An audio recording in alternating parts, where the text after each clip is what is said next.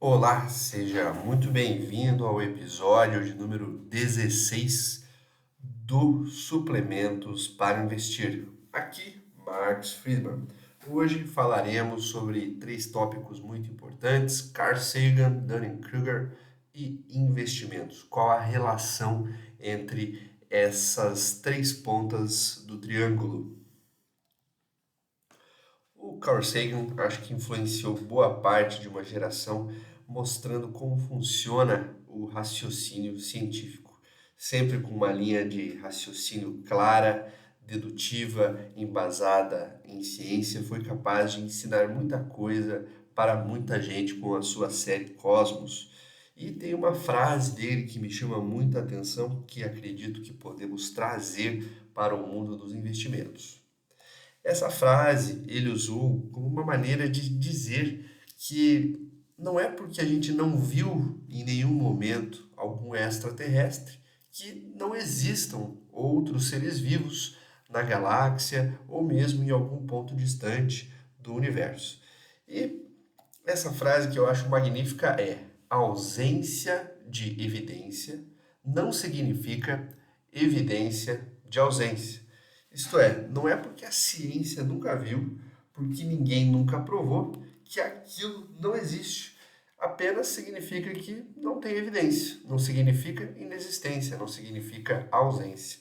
E trazendo para o mundo dos investimentos, eu penso que não é porque uma coisa nunca aconteceu que ela não irá acontecer e que não existe convicção plena em nada. Por isso que a gente diversifica os investimentos, por isso que a gente tenta fazer uma análise não pautada apenas em algum gráfico, apenas pautada em alguma dica, mas sim olhando todo o panorama geopolítico que acontece, os movimentos econômicos, cambiais e tudo que pode influenciar na escolha de uma boa empresa. Porque coisas inesperadas irão acontecer, coisas que nunca vimos e que existem. O nosso cérebro, ele sempre busca ganhar certezas para que assim possa conviver melhor com o cotidiano. E isto é outra armadilha que temos em nossa mente. Por quê? Geralmente, quando a pessoa escolhe uma ação e ela diz: "Ah, agora eu vou comprar Itaú, agora eu vou comprar Porto Seguro, agora eu vou comprar Itaúsa, agora eu vou comprar Sanepar", ela, no momento em que ela faz a compra, ela formou a sua opinião. E a partir daí só procura coisas para confirmar essa boa escolha.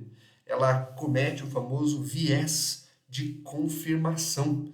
Esse viés de confirmação faz com que a pessoa só busque evidência, só estude, só ache matéria, só ache jornais, só ache tudo que direcione diretamente para confirmar essa hipótese. Então, a dica que eu dou é que quando você tiver uma opinião sobre uma ação, sobre o que você acha que você tem que fazer numa uma escolha, ou vamos supor que você assina algum clube de assinatura que te dá algumas opções de empresa, depois que você disser, estou convencido que tal ação é boa, que tal fundo imobiliário é bom, que tal letra de crédito é excelente, você busca justificativas para tentar provar o oposto. E após isso, sim, você vai conseguir titular melhor, escolher de uma melhor maneira se aquele ativo realmente possui valor. Se você não achou nenhuma justificativa oposta, você pesquisou pouco, porque sempre existe algum revés, sempre existe alguma coisa negativa. É intrínseco ao mundo e é intrínseco aos investimentos. Algum defeito. Ainda dentro dos vieses, temos o viés de disponibilidade. Como funciona isso? Algumas pessoas, quando começam a investir, elas tentam adentrar em algum tipo de análise. Elas aprendem, por exemplo, a análise fundamentalista, entram lá no site, como no Fundamentos, vão lá, olham o PL, tá meio grande esse PL, entram lá no DI, DI baixinho e tal, dívida, e baseiam totalmente a sua escolha apenas nos fundamentos da empresa, apenas olhando PL, olhando ROI, LPA, VPA, mas isso é pouco. Isso faz com que você possa cometer uma série de erros. Às vezes você tem um excelente painel de fundamentos, mas contudo é uma empresa que não está investindo em inovação, que tem uma tecnologia que será facilmente disruptada, perdeu algum contrato recente que era responsável por grande parte do seu caixa.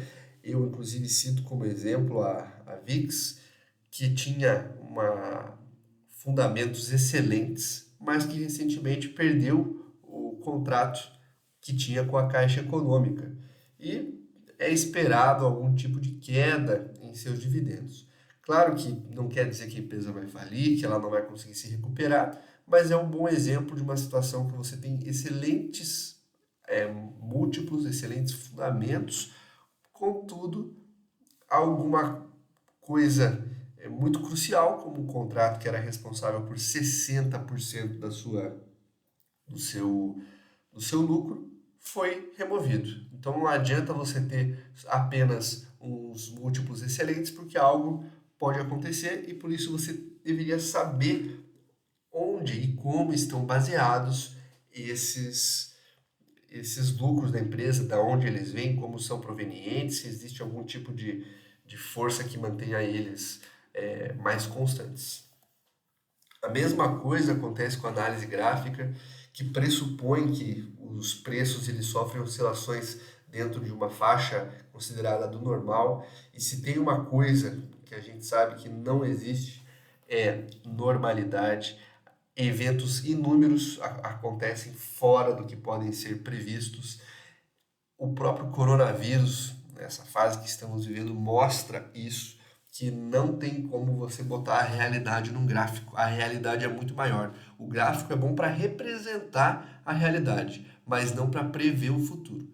Para mim, análise gráfica até certo ponto me lembra um pouco bola de cristal.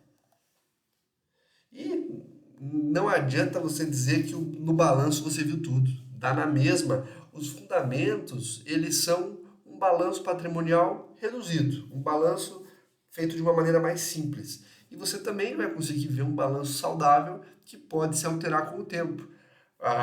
Às vezes uma empresa que já foi muito boa, ela pode se tornar ruim, mas não com um balanço no ano anterior ruim, mas porque eventualmente as pessoas estão mudando a forma de dirigir os carros, estão buscando os carros elétricos, o petróleo cada vez sendo usado menos, talvez as petroleiras possam, daqui a 30 anos, sofrer algum problema, mesmo com balanço patrimonial excelente, agora no curto prazo, em 2 a 3 anos.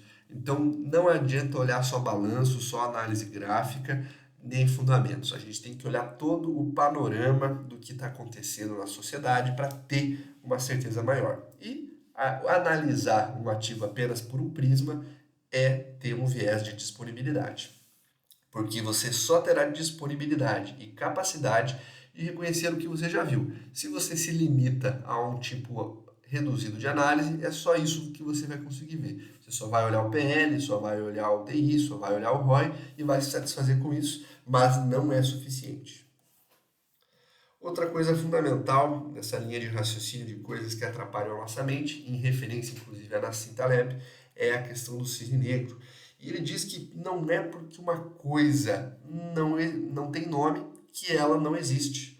Então, às vezes, tem coisas que acontecem, movimentos que a gente consegue perceber, não tem uma denominação clara, não é uma coisa que talvez as pessoas conversem sobre, mas que aquilo existe. E ele, a partir disso, inclusive, cunhou o termo antifragilidade, que é uma situação em que, em crises, após algum estresse, após algum trauma, após alguma força contrária, ao invés daquilo apenas absorver a pressão, não apenas ter resiliência ou resistência, aquele objeto se torna mais forte. Ele dá inclusive o exemplo da cabeça de Medusa, que quando você corta uma ponta, nascem duas.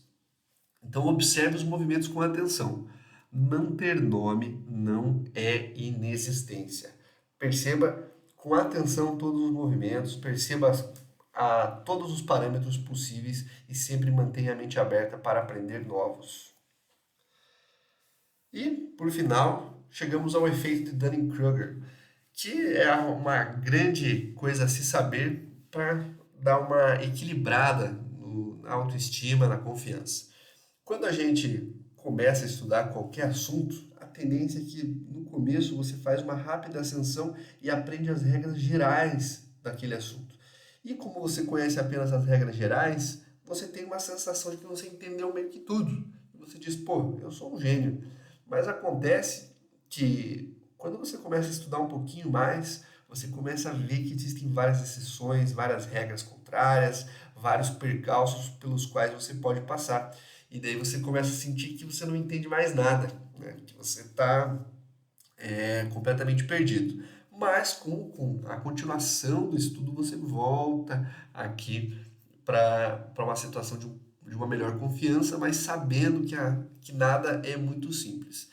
Então, uma pessoa, às vezes, sem muito conhecimento, pode se considerar um gênio, pode se considerar muito inteligente, sabendo muito pouco. E esse é o efeito de Dunning-Kruger.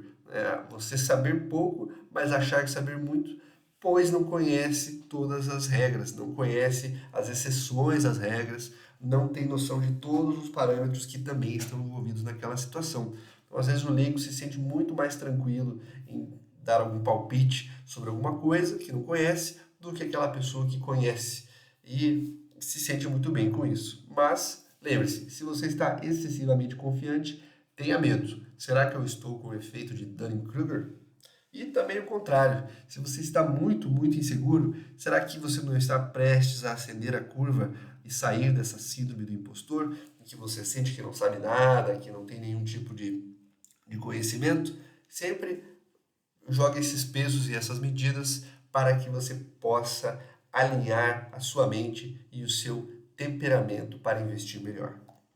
Então, pessoas com pouco preparo podem ter falsa sensação de conhecimento.